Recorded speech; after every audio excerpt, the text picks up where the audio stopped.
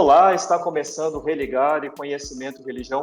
O que dizem as pesquisas sobre a religião no alvorecer de Israel? Meu convidado aqui, Silas Klein Cardoso. Muito bem-vindo, Silas. Prazer recebê-lo no Religar. Prazer estar aqui, Flávio.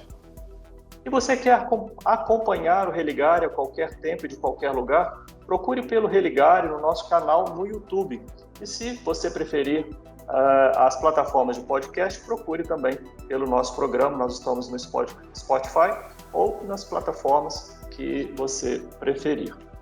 Silas, primeiro destacar que nós vamos falar aqui de uma pesquisa premiada, né? Você recebeu não só o prêmio de melhor tese no ano relativo ao ano de 2019, prêmio CAPES de tese 2020, mas também de melhor tese no Colégio de Humanidades, na CAPES.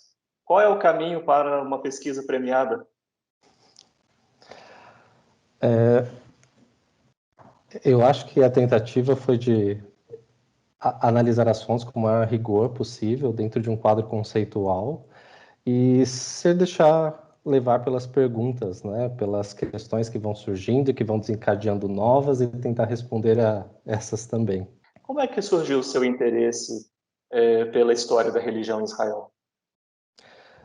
Na verdade, eu sempre fui interessado em arte e Bíblia, né? Desde pequeno, sempre tive uma fascinação imensa pelas histórias do Antigo Testamento, aquelas narrativas miraculosas, grandiosas. E, por outro lado, eu sempre trabalhei com arte, né? Sou um designer gráfico também, trabalhei durante 15 anos, desde muito cedo, então, em agências de propaganda e estúdios de design. E quando eu comecei a estudar teologia, eu fiquei absolutamente fascinado pela exegese do Antigo Testamento. E, ao mesmo tempo, comecei a notar alguns problemas dentro da minha visão comunicológica, né, sobre a exegese. Por exemplo, a falta de imagens, né, que é um problema basilar na interpretação do Antigo Israel, mas é também um problema da nossa interpretação do Antigo Testamento de acordo com o nosso contexto acadêmico. Quando eu comecei a pesquisar sobre esse assunto, né, primeiro em uma forma de iniciação científica, depois no nível do mestrado, eu comecei a notar que não era apenas a falta de visualidade, né, mas também a própria falta de um toque material na religião do Antigo Israel. E eu tinha um professor, né, muito estimado, o professor Técio Sequeira, e ele sempre falava, né, e me marcou muito sobre a questão dos sacrifícios em Israel. Ele falava, mas sacrifício é churrasco, tem cheiro de carne, tem fumaça de carne, tem textura de carne. E começando a pensar sobre isso, eu comecei a ver o quanto não combinava esse lado sensorial da religião com os tipos de estudos aplicados. Então, a partir disso, eu comecei a afunilar minhas pesquisas na questão da história da religião do Antigo Israel, tentando trazer esse lado material, né? Tanto através de lugares de culto, quanto também a partir de objetos de culto e práticas culticas. Então, unindo esse quadro, né, esses diferentes objetos, eu achei uma fase muito mal explorada da história do Antigo Israel, que são esses princípios, né, esse começo, esse alvorecer, né? Geralmente, os historiadores eles se apegam muito às narrativas posteriores, né? Então, eu tentei procurar com fontes primárias ou diretas como se investigar isso. Então, foi a partir desse caminho meio estreito que eu comecei a trabalhar nessa área.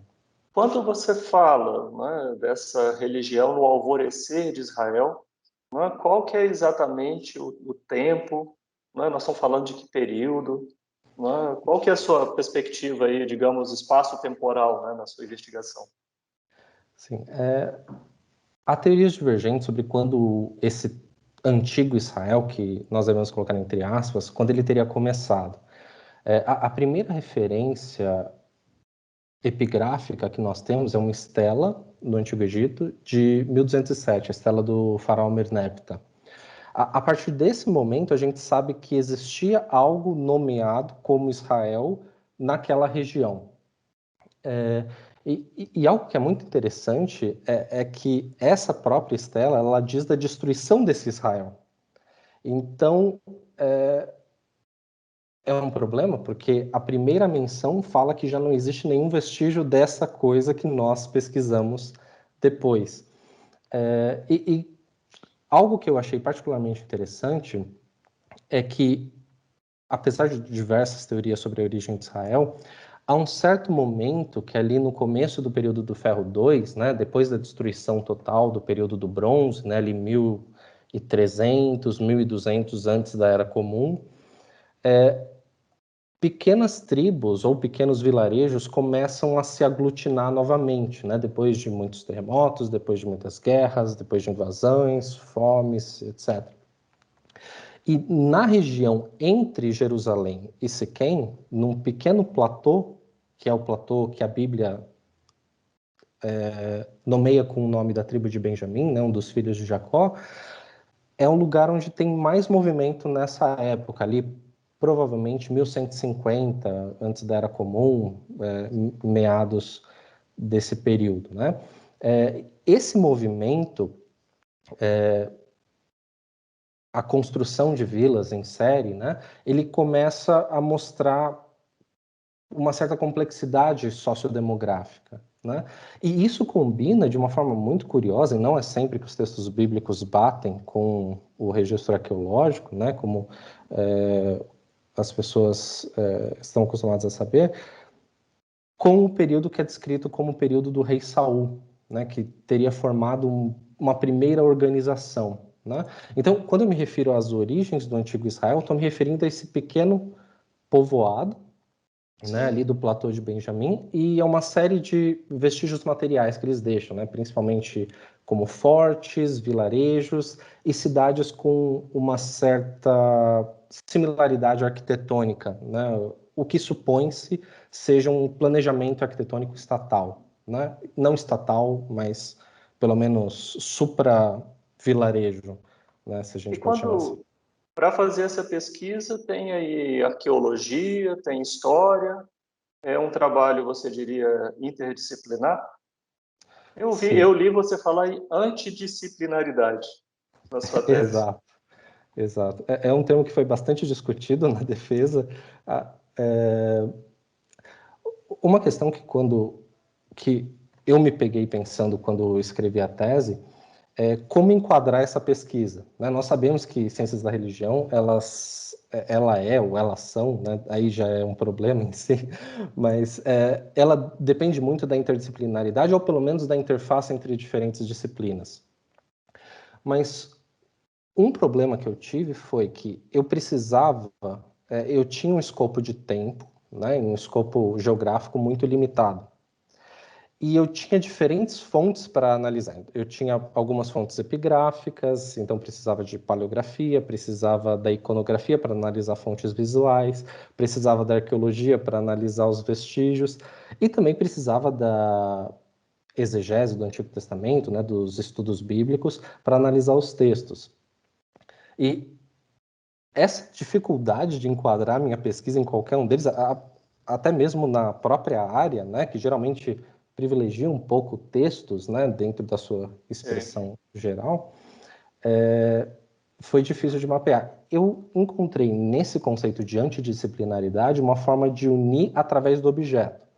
Então, e tem uma questão a mais. Além da própria característica das disciplinas movidas pelos seus objetos de estudo, tem também a própria tradição disciplinar de cada uma delas. Por exemplo, se eu for privilegiar os estudos, se eu fosse privilegiar os estudos bíblicos, eu ficaria dentre uma visão muito textual, filológica. Se eu fosse para arqueologia, eu ficaria só na parte material. Então, eu decidi abandonar esse aspecto, né, numa sugestão de uma acadêmica do MIT e também do J.W. Mitchell, né, que é um historiador da arte, né, se a gente pode chamar ele assim, porque ele se chama de antidisciplinar também, E ao invés de focar na disciplina e nas questões, de focalizar nas questões necessárias que precisam ser respondidas na pesquisa e tentar mapear todas as disciplinas possíveis que interagem com aquele tópico. Então, assim, eu tentei acessar os diversos pontos cegos, que eu chamo, né?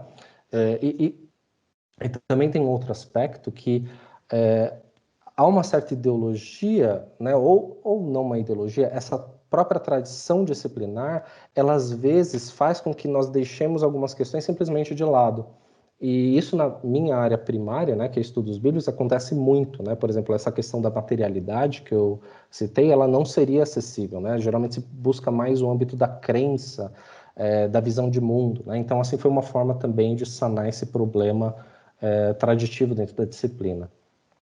Bem, vamos continuar a conversa no próximo bloco, porque eu quero saber sobre essa categoria com a qual você trabalhou, que é redes mágico-míticas. Nós vamos deixar para o próximo bloco.